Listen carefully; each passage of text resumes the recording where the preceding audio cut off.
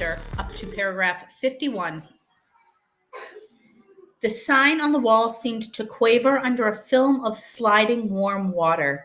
Eccles felt his eyelids blink over his stare, and the sign burned in this momentary darkness. Time Safari Inc. Safaris to any year in the past. You name the animal, we take you there. You shoot it. A warm phlegm gathered in Eccles' throat. He swallowed and pushed it down. The muscles around his mouth formed a smile as he put his hand slowly out upon the air, and in that hand waved a check for $10,000 to the man behind the desk. Does this safari guarantee I come back alive? We guarantee nothing, said the official, except the dinosaurs. He turned. This is Mr. Travis, your safari guide in the past. He'll tell you what and where to shoot. If he says no shooting, no shooting. If you disobey instructions, there's a stiff penalty of another $10,000 plus possible government action on your return. Eccles glanced across the vast office at a mass and tangle, a snaking and humming of wires and steel boxes, at an aurora that flickered now orange, now silver, now blue. There was a sound like a gigantic bonfire burning all of time. All the years and all the parchment calendars, all the hours piled high and set aflame. A touch of the hand and this burning world on the instant beautifully reverse itself. Eccles remembered the wording in the advertisements to the letter. Out of chars and ashes, out of dust and coals, like golden salamanders, the old years, the green years might leap. Roses sweeten the air, white hair turn Irish black, wrinkles vanish, and everything flying back to seed, flee death, rush down to their beginnings. Suns rise in the western skies and set in the glorious easts. Moons eat themselves opposite to the custom, and everything cupping one in another like Chinese boxes, rabbits into hats, all and everything returning to the fresh death, the seed death, the green death, to the time before the beginning. A touch of a hand might do it, the merest touch of a hand. Unbelievable, Eccles breathed, the light of the machine on his thin face. A real time machine, he shook his head. Makes you think, if the election had gone bad yesterday, I might be here now running away from the results. Thank God Keith won. He'll make a fine president of the United States. Yes, said the man behind the desk. We're lucky. If Deutscher had gotten in, we'd have the worst kind of dictatorship. There's an anti-everything man for you. A militarist, anti-Christ, anti-human, anti-intellectual. People called us up, joking but not joking. Said if Deutscher became president, they wanted to go live in 1492. Of course, it's not our business to conduct escapes, but to form safaris. Anyway, Keith's president now. All you got to worry about is shooting my dinosaur. Eccles finished it for him. A Tyrannosaurus Rex, the tyrant lizard, the most incredible monster in history. Sign this release. Anything happens to you, we're not responsible. Those dinosaurs are hungry. Eccles flushed angrily. Trying to scare me? Frankly, yes. We don't want anyone going who'll panic at the first shot. 6 safari leaders were killed last year and a dozen hunters. We're here to give you the severest thrill a real hunter ever asked for, traveling you back 60 million years to bag the biggest game in all of time. Your personal check's still there. Tear it up. Mr. Eccles looked at the check. His fingers twitched. Good luck, said the man behind the desk. Mr. Travis, he's all yours. They moved silently across the room, taking their guns with them, toward the machine, toward the silver metal and the roaring light. First a day, then a night, then a day, and then a night, and then it was day, night, day, a week, a month, a year, a decade, AD 2055, AD 2019, 1999, 1957, gone. The machine roared. They put on their oxygen helmets and tested the intercoms. Eccles swayed in the padded seat, his face pale, his jaw stiff. He felt the trembling in his arms, and he looked down and found his hands tight on the new rifle. There were 4 other men in the machine. Travis, the safari leader, his assistant Lesperance, and 2 other hunters, Billings and Kramer. They sat looking at each other, and the years blazed around them. Can these guns get a dinosaur cold? Eccles felt his mouth saying. If you hit them right, said Travis on the helmet radio. Some dinosaurs have two brains, one in the head, another far down the spinal column. We stay away from those. That's stretching luck. Put your first two shots in the eyes, if you can, blind them, and go back into the brain. The machine howled. Time was a film run backward. Suns fled, and 10 million moons fled after them. Thanks, said Eccles. Every hunter that ever lived would envy us today. This makes Africa seem like Illinois. The machine slowed. Its scream fell to a murmur. The machine stopped. The sun stopped in the sky. The fog that had enveloped the machine blew away, and they were in an old time, a very old time indeed. 3 hunters and 2 safari heads with their blue metal guns across their knees. Christ isn't born yet, said Travis. Moses has not gone to the mountain to talk to God. The pyramids are still in the earth, waiting to be cut out and put up. Remember that. Alexander, Caesar, Napoleon, Hitler, none of them exists. The men nodded. That, Mr. Travis pointed, is the jungle of 60,002,055 years before President Keith. He indicated a metal path that struck off into the green wilderness over a streaming swamp among giant ferns and palms. And that, he said, is the path laid by Time Safari for your use.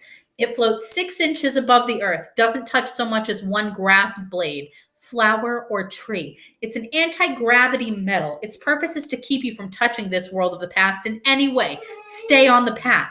Don't go off it. I repeat, don't go off. For any reason. If you fall off, there's a penalty. And don't shoot any animal we don't okay. Why? Asked Eccles.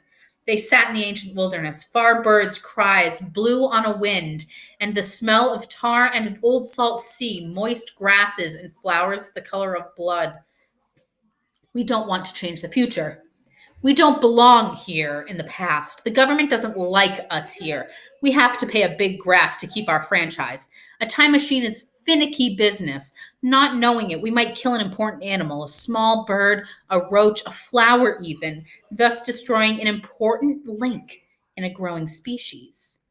That's not clear, said Eccles. All right, Travis continued. Say we accidentally kill one mouse here. That means all future families of this one particular mouse are destroyed, right? Right. And all the families of all the families of the families of that one mouse. With the stamp of your foot, you annihilate first 1, then a dozen, then 1,000, 1,000,000, 1,000,000,000 possible mice. So they're dead. So what? So what? Travis snorted quietly. Well, what about the foxes that need those mice to survive? For want of 10 mice, a fox dies. For want of 10 foxes, a lion starves. For want of a lion, all manner of insects, vultures, infinite billions of life forms are thrown into chaos and destruction. Eventually, it all boils down to this.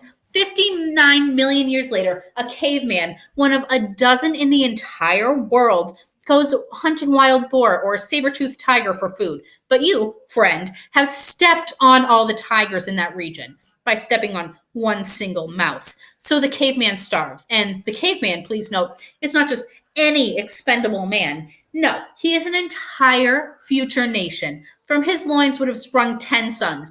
From their loins, 100 sons. And thus onward to a civilization. Destroy this one man, and you destroy a race, a people, an entire history of life.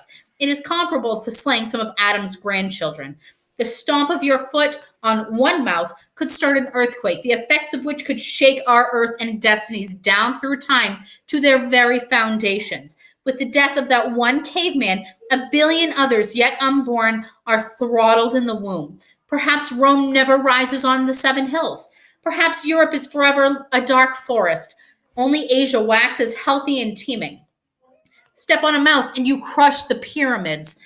Step on a mouse and you leave your print like a Grand Canyon across eternity. Queen Elizabeth might never be born. Washington might never cross the Delaware. There might never be a United States at all. So be careful. Stay on the path. Never step off. I see, said Eccles. Then it wouldn't pay for us even to touch the grass? Correct. Crushing certain plants could add up infinitesimally. A little error here would multiply in 60 million years, all out of proportion. Of course, maybe our theory is wrong. Maybe time can't be changed by us, or maybe it can be changed only in little subtle ways. A dead mouse here makes an insect imbalance there, a population disproportion later, a bad harvest further on, a depression, mass starvation, and finally, a change in social temperament in far-flung countries, something much more subtle, like that. Perhaps only a soft breath, a whisper, a hair, a pollen on the air, such a slight change that unless you looked close, you wouldn't see it. Who knows? Who really can say he knows? We don't know. We're guessing. But we do know for certain whether our messing but until we do know for certain whether our messing around in time can make a big roar or a little rustle in history, we're being careful. This machine, this path, your clothing and bodies were sterilized, as you know, before the journey. We wear these oxygen helmets so we can't introduce our bacteria into an ancient atmosphere. How do we know which animals to shoot? They're marked with red paint, said Travis. Today, before our journey, we sent Lesperance back here with the machine. He came to this particular era and followed certain animals. Studying them? Right, said Lesperance. I track them through their entire existence, noting which of them lives longest. Very few.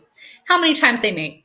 Not often. Life's short. When I find one that's going to die when a tree falls on him or one that drowns in a tar pit, I note the exact hour, minute, and second. I shoot a paint bomb. It leaves a red patch on his side. We can't miss it. Then I correlate our arrival in the past so that when we meet the monster, not more than 2 minutes before he would have died anyway.